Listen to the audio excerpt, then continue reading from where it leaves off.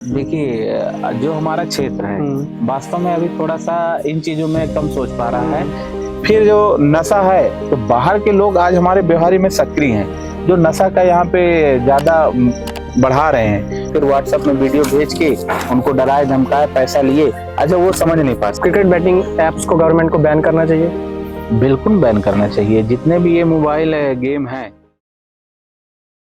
तो आज हमारे साथ हमारे पुष्पेंद्र भैया जी, जो कि जिला पंचायत सदस्य है। तो आज पूछते हैं भैया जी से कि भैया जी आप बताइए थोड़ी अपनी जर्नी के बारे में कि कैसे पॉलिटिक्स पे आए और कहाँ से ग्रेजुएशन किया, ये सब के बारे में थोड़ा हमारी जनता को बताइए। जी नमस्कार। सर्वप्रथम आपको धन्यवाद कि आपने एक नई सोच के साथ और एक युवा सोच के साथ, एक नई सोच के साथ आए हैं। आपको बहुत बहुत धन्यवाद। और मेरा नाम तो जैसे आपने ही बताया पुष्पेंद्र सिंह पटेल, और इस समय आप सभी के युवाओं के वरिष्ठों के आशीर्वाद से आज मैं जिला पंचायत सदस्य हूँ। जर्नी की बात करें तो स्कूली शिक्षा अपनी व्यवहारी से हुई। इसके बाद 12वीं के बाद पिताजी का सपना था कि मैं डॉक्टर बनूं। और डॉक्टर बनने के लिए पीएमटी की उस समय तैयारी होती थी। तो पीएमटी की तैयारी के लिए अपन गए, इंदौर गए। इंदौर के बाद थोड़ा सा जो हमारे दोस्त थे वो सभी चले गए कोटा। हमने पिताजी से चर्चा किया कि हम इसमें करना चाहते हैं, कॉलेज करना चाहते हैं। तो इंदौर में ही होलकर साइंस कॉलेज, तो वहां से हमने बीएससी बायोटेक्नोलॉजी किया। उसके बाद जानकारी मिली कि एमपीपीएससी की तैयारी करना चाहिए, सिविल सर्विस की। तो उसके लिए इलाहाबाद गए, 1 साल इलाहाबाद में कोचिंग की। और इलाहाबाद के बाद पता चला कि इसकी और अच्छी तैयारी होती है दिल्ली। तो सन 2012 में चले गए दिल्ली, और 2012 से 18 तक थे दिल्ली में। वहाँ फिर पहले एमपीपीएससी की तैयारी का था, फिर वहाँ यूपीएससी की तैयारी के लिए शामिल हो गए। फिर वहाँ कोचिंग किए। कोचिंग के बाद लगा कि ये अभी पेपर नहीं निकल पाएगा, तो हमने कहा कि जीवन में कुछ करने के लिए, अपना जीवन यापन करने के लिए एलएलबी कर लेते हैं। तो एलएलबी करने के लिए हम भोपाल आ गए। तो एलएलबी के लिए 1 साल एडमिशन लिए प्राइवेट कॉलेज से। उसके बाद लॉकडाउन लग गया 1 साल करने के बाद। लॉकडाउन के बाद घर आ गए। लॉकडाउन में सारा बंद हो गया सिस्टम। फिर घर से एलएलबी कंप्लीट चल रहे थे, आखिरी सेमेस्टर था। आखिरी सेमेस्टर में ही आ गया ये पंचायत का चुनाव। तो जब लॉकडाउन में हम घर आए तो वहाँ यहाँ के समस्याओं को देखकर उन समस्याओं को सॉल्व करने का कोशिश किए। तो 1-2 साल फील्ड में काम किए जनता के बीच। फिर आ गया चुनाव पंचायत का। तो सभी को मन था और मेरा भी इरादा था कि पब्लिक की सेवा करना। तो आ गए जिला पंचायत चुनाव में, और फिर सभी का आशीर्वाद मिला और हम ये जिला पंचायत सदस्य बन गए। फिर उसके बाद हमारा एलएलबी रह गया था एक लास्ट सेमेस्टर। तो जो हमारा 5 साल का टर्म होता है, तो उसको अभी हमने पूरा किया एलएलबी, और एलएलबी कंप्लीट हो गया है। तो उसी के तहत अपन आज जिला। तो आप बता रहे थे कि यूपीएससी प्रिपरेशन कर रहे थे, तो जब पहली बार अपने पेरेंट्स को बताया कि मुझे पॉलिटिक्स में जाना है, तो उनका रिएक्शन कैसा था? क्योंकि ये सब अचानक होना कि अपना 4 साल इंदौर में रहना, फिर 6 साल दिल्ली में रहना, 1 साल इलाहाबाद में रहना, फिर 1 साल भोपाल में रहना, उस समय इतना सब कुछ के बाद स्वाभाविक है परिवारजन को लगेगा कि इतना पैसा लगा नौकरी के लिए कि कहीं अच्छी सर्विस करे, और उसके लिए फिर हम यदि बोले कि नहीं हमें हम राजनीति करना है, चुनाव करना है, तो स्वाभाविक बात है उनको लगेगा कि ये गलत है। तो उन्होंने मना किया। फिर उन्होंने देखा कि जब इसकी इच्छा ही है, क्योंकि लॉकडाउन के समय मैंने 2 साल जब सारा कुछ सिस्टम बंद था, तो मैंने पब्लिक और प्रशासन के बीच का काम किया उनके सहयोग के लिए। तो पिताजी ने देखा कि जब इसकी इच्छा ही है, तो उन्होंने फिर ज्यादा उसमें वो नहीं किया, उन्होंने फिर सहयोग ही किया। तो मैं आजकल देखता हूँ अपने एरिया पे जातिवाद के लिए बहुत लोग आज भी बिलीव करते हैं, छुआछूत वगैरह पे। तो आप उसके बारे में क्या कहना चाहते हैं कि वो चीजें अभी भी हो रही हैं जो ना हो? देखिए, कुछ चीजें जब अपन एक शिक्षा ग्रहण कर लेते हैं, शिक्षा ग्रहण करने के बाद हमें कुछ चीजों में लगता है कि ये चीजें नहीं होनी चाहिए। और बाबा साहब भीमराव अम्बेडकर जी ने एक संविधान बनाया। संविधान के तहत सबको अधिकार दिया, अधिकार के साथ साथ मौलिक कर्तव्य दिए। तो आजकल यदि कहीं भी ये चीजें कोने में होती हैं तो वो नहीं होनी चाहिए। और सबको एक अधिकार के साथ अपना सम्मान के साथ जीने का है, और हर चीज में उनका अधिकार है।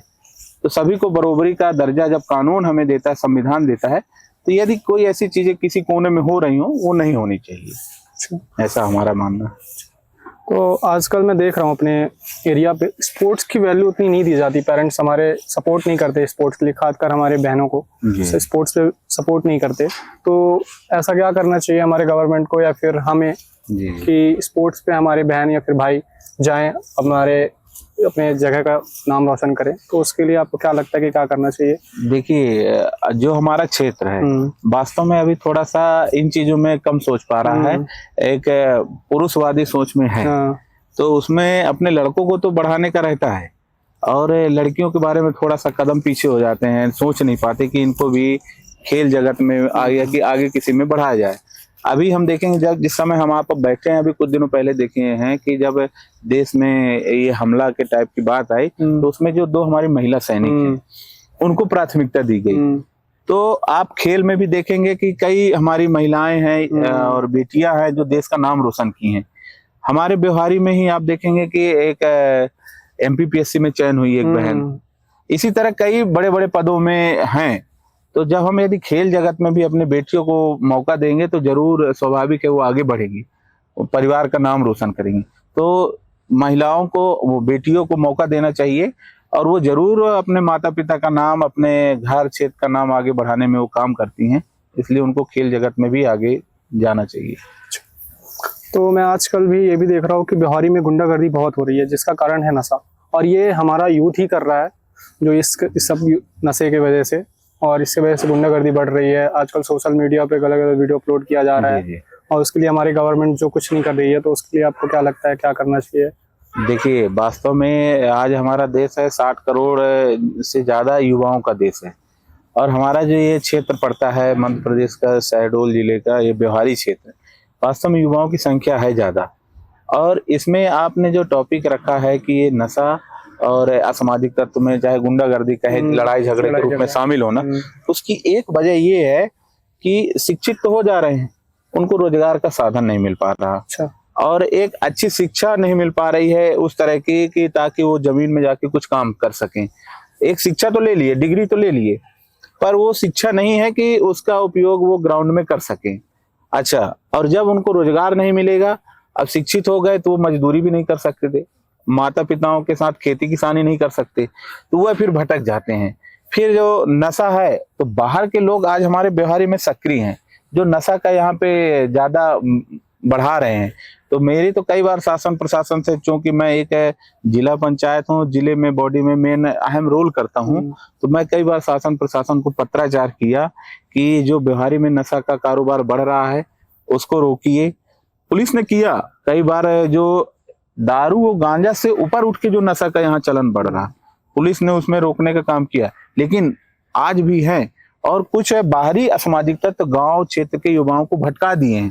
अब वो युवा ये नहीं समझ रहे हैं कि हमारा इस कदम से हमारे घर परिवार बर्बाद होगा, हम भी नशा से कहीं जाएंगे तो सड़क एक्सीडेंट में मारे जाएंगे, या कि हाथ पैर टूट जाएगा, या कि हम किसी से लड़ेंगे तो FIR होगी, फिर जेल जाएंगे, फिर माता पिता को परेशानी। तो हम तो कई बार शासन प्रशासन से ये निवेदन किए हैं कि इसको अवेयरनेस के रूप में काम करें, ताकि ये नशा में शामिल ना हो। और जब नशा नहीं करेंगे, स्वाभाविक बात है, ना तो उनके सड़क एक्सीडेंट में मारे जाएंगे और ना ही वो किसी से लड़ाई झगड़ा करेंगे। एक ये हो गया। दूसरी बात, जो आज संस्कार में कमी आ रही है, वो जो युवा है थोड़ा कहीं ना कहीं ये भटकाव में चले गए हैं कि माता पिता को कुछ तरजीब नहीं दे रहे हैं, तो वो सोचते हैं कि मैं ही सब कुछ हूँ, जबकि आज बिगा जो हमारे माता पिता के बदौलत ही आज हम इस जगह में हैं, और हम उनकी बातें नहीं सुनेंगे, स्वाभाविक बात हम भटक जाएंगे, तो नशा की ओर जाएंगे, लड़ाई झगड़ा करेंगे और अपने घर गांव क्षेत्र का नाम बदनाम करेंगे। तो शासन प्रशासन से हमेशा रहती है। युवाओं से मैं फिर कहना चाहूंगा आपके माध्यम से कि आप अपने आप को समझें, अपनी ताकत समझें, और अपने उस ऊर्जा को अपने घर गांव क्षेत्र के विकास में लगाएं, जरूर आप एक अच्छे मंजिल की ओर पहुंचेंगे। आपको कभी ऐसा ख्याल आया कि ऐसा कोई घटना हुई जिससे आपको लगा कि मैं पॉलिटिक्स लाइन में नहीं जाना चाहिए मुझे, या फिर छोड़ देना चाहिए? हाँ, कभी कभार ऐसा होता है कि जैसे हम चुनाव के समय गए, तो पब्लिक इस चुनाव में राजनीति को ऐसा मान लेती हैं कि कुछ है, मैं सबको नहीं कहता, कुछ कि इसमें जरूर है, ये नेता बन गए हैं तो कहीं ना कहीं से पैसा वो कर रहे होंगे और इनके पास पैसा बहुत आ रहा होगा तो ऐसा करें वैसा करें, उनकी तरह तरह की डिमांड होती है। और मेरी राजनीति थोड़ा अलग है, मैं ये भ्रष्टाचार को राजनीति से दूर करना चाहता हूँ। और जब उससे अपन दूर करना चाहते हैं तो जरूर लोगों को लगता है कि भाई ये पैसा है तो पैसा कमा तो रहे होंगे, और तब लगता है कि यार पब्लिक की अपेक्षा, कुछ पब्लिक की अपेक्षा है उसको हम फुलफिल नहीं कर पा रहे हैं। क्योंकि जिला पंचायत सदस्य हैं, 40 गांव हैं, मुझे 13,000 तो सैलरी मिलती है और 40 गांव है और ऐसा कोई फंड नहीं मिलता कि मैं पब्लिक की डिमांड बड़े स्तर पे पूरा कर सकूं। तो सोचता हूं कि कहीं ना कहीं कुछ ऐसी चीजें होनी चाहिए कि जिसमें और धन मिले, बजट मिले तो हम पब्लिक की डिमांड पूरी कर सकें। और आजकल हमारे यूथ बेरोजगार हो रहे हैं, जैसे कि जॉब्स नहीं मिल पा रही हैं उनको, तो आपकी क्या सोच है उनके लिए कि गवर्नमेंट ऐसा कुछ करे कि उनको जॉब्स मिले? ऐसा नहीं कि गवर्नमेंट सेक्टर पे जॉब मिले, प्राइवेट सेक्टर भी होना चाहिए। तो आपको क्या लगता है कि यूथ के लिए क्या होना चाहिए? देखिए, शासन कहती तो है कि हम स्किल इंडिया, डिजिटल इंडिया, कई तरह के प्रोग्राम चला रही हैं, बोल रही है गवर्नमेंट और घोषणा भी करती है, लेकिन ये जमीन स्तर पे नहीं होता। स्किल डेवलपमेंट में जाएं, ठीक है, हम मानते हैं कि गवर्नमेंट सेक्टर में नौकरी नहीं है, और जबकि नौकरी है। हमें यदि व्यवहारिक के ही बिजली विभाग का देख लें, 1-2 सरकारी कर्मचारी हैं, बाकी सब प्राइवेट संविदा में रखे हुए हैं। हॉस्पिटल में आप चले जाइए, सब संविदा में। स्कूलों में आपके सफाई कर्मचारी नहीं है, ये चाहे हायर सेकेंडरी हो चाहे हाई स्कूल हो, सफाई कर्मचारी नहीं है, जबकि वहाँ सफाई कर्मचारी रखे जा सकते हैं। आप रेलवे में देख लीजिए, सबको प्राइवेट स्तर पे सफाई कर्मचारी रखते हैं। इसी तरह हर विभाग में प्राइवेट संविदा में रखे जाते हैं। तो एक तो शासन यदि भर्तियां चालू करे तो भर्तियां की आवश्यकता है, वहां पे लोगों को रोजगार मिलेगा। दूसरी बात, शासन ऐसा स्किल डेवलपमेंट का काम करे कि व्यक्ति जाए इस कोर्स करने के बाद तो जमीन में खुद अपने पैर में खड़ा हो सके और खुद लोगों को रोजगार देने का काम कर सके। तो ये नहीं हो पा रहा है और ये होना बहुत जरूरी है। ठीक है, रोजगार संख्या बढ़ गई है, आप उसमें रोजगार नहीं दे सकते हो तो कम से कम ऐसा स्किल डेवलपमेंट का प्रोग्राम करो कि वो जाए और डेली के रूप में कुछ ना कुछ कमा सकें, जिससे परिवार का जीवन यापन हो सके। और जब ये होगा तो स्वाभाविक बात है वो युवा अपना व्यस्ततम जीवन जिएगा। जब उसे कोई चारा नहीं मिलता तब वो नशा की ओर जाता है और फिर लड़ाई झगड़े में शामिल होता है। तो रोजगार में शासन को बहुत ध्यान देना चाहिए। मैं तो कई बार क्षेत्रीय विधायक जी को भी कहा, सांसद जी को, कि व्यवहारी में कोई इंडस्ट्री खोलिए। तो एक बार यदि कोई इंडस्ट्री आ जाएगी तो यहाँ के लोगों को भी उसमें शामिल होंगे, 1000 लोगों को भी रोजगार मिला, उस इंडस्ट्री के बाद दूसरी इंडस्ट्री खुल जाएगी। बाहर भी नहीं जा पाएंगे, जो बाहर भी। ये जो पलायन होता है, पलायन में हमारे आदिवासी वर्ग के लोग टोटल शिक्षा से वंचित हो जाते हैं। वो तो जाते हैं, अपने बच्चों को भी ले जाते हैं, तो उस बच्चे को, वो तो शिक्षा नहीं ग्रहण कर पाए, उनका बच्चा भी शिक्षा ग्रहण नहीं कर पाए। तो जब यहाँ अपने कोई इंडस्ट्री लग जाएगी, चाहे लघु उद्योग हो, कुटीर उद्योग हो, तो छोटे छोटे स्तर में तो पलायन रुकेगा और लोगों को रोजगार मिलना चालू हो जाएगा। तो मैंने कई बार कहा, लेकिन ध्यान नहीं दिया जाता, जबकि व्यवहारी में हर चीज है। अपने पानी की सुविधा है, यदि कोई ऐसा है, रेल लाइन की सुविधा है, सड़क की सुविधा है, तो यहाँ इंडस्ट्री आराम से खोले जा सकते हैं। यदि 1000 को भी एक इंडस्ट्री से रोजगार मिल गया, अगला इंडस्ट्री तुरंत लग जाएगा। अच्छा, और मैं देख रहा हूँ कि अपनी जो आदिवासी समाज के लोग हैं, आज भी वो अपने बच्चों को स्कूल की तरफ नहीं जाने देते, ज़्यादा सपोर्ट नहीं करते, जबकि गवर्नमेंट, मुझे लगता है ऐसा कि थोड़ा बहुत उनके लिए कुछ कर रही है। तो भी मैं देख रहा हूँ बच्चे घूम रहे हैं, स्कूल जाते हैं तो स्कूल ही नहीं जाते, कहीं और चले जाते हैं, और उसमें टीचर भी कुछ एक्शन नहीं कर रहे हैं, बैठे रहते हैं। तो आप उसके बारे में क्या कहना चाहते हैं कि आदिवासी समाज जो हमारा है, बच्चों को भेजे स्कूल और गवर्नमेंट भी सपोर्ट करे उनको? बिल्कुल। देखिए, हमारा बिहारी जो विधानसभा है, ये आदिवासी सीट है और आदिवासी बहुल है। शहडोल जिला भी पिछड़ा एरिया में आता है, तो टोटल ही हमारा ये शहडोल जिला का है, उसके साथ बिहारी ही ट्राइबल में है, आदिवासी में है। अब बात वही है कि संख्या है, पर लेकिन उसमें फोकस नहीं हो पा रहा शासन प्रशासन का। फोकस जबकि करना चाहिए। वही बात है ना कि जब वो जाते हैं मजदूरी के लिए बाहर, साथ में अपने बच्चों को ले गए, शिक्षा से वो वंचित हो गए। दूसरी बात, जो कहीं ना कहीं जो शासकीय स्कूलें हैं, वहां पे कुछ ऐसा उनको आकर्षण का शासन को अलग से प्रोग्राम बनाना चाहिए। आज आप देखिए, शासकीय स्कूल एकदम खंडहर पड़े हैं। एक प्रोग्राम बनाती है सरकार, जबकि सभी जितने भी शासकीय विद्यालय हैं, पहले का जो विचार था कि हर गांव में एक विद्यालय खुले ताकि कोई बच्चा दूरी के कारण विद्यालय ना छोड़ पाए। तो जब गांव में विद्यालय खुल गया, आज से 20-25 साल पहले के विद्यालय बने हुए हैं, आज उनमें छत टूट रही है। तो एक तो आकर्षण का केंद्र नहीं बनता। आप जहाँ प्राइवेट स्कूल देखते हैं वहां हर तरह की सुविधा होती है। वहाँ स्विमिंग पूल जैसे सुविधा, कल्चरल एक्टिविटी के अलग अलग प्रोग्राम होते हैं। तो स्वाभाविक बात है जो बच्चे संपन्न होंगे परिवार से उनको वहाँ मिलेगा मौका। तो शासन को इसमें ध्यान देना चाहिए कि हर विद्यालय को आप ऐसा प्रोग्राम सेट कीजिए कि जो वहाँ आदिवासी परिवार के या कि कमजोर गरीब किसान के बच्चे जाएं, उनको भी आकर्षण मिले। अब वहाँ बिल्डिंग ही जब ऐसी है टूटी फूटी, तो उन बच्चों का आकर्षण कैसे बनेगा। और आज इसको मध्याह्न भोजन के नाम पे केवल शासकीय स्कूलों को केवल खिचड़ा खाने का स्कूल बना दिया गया है।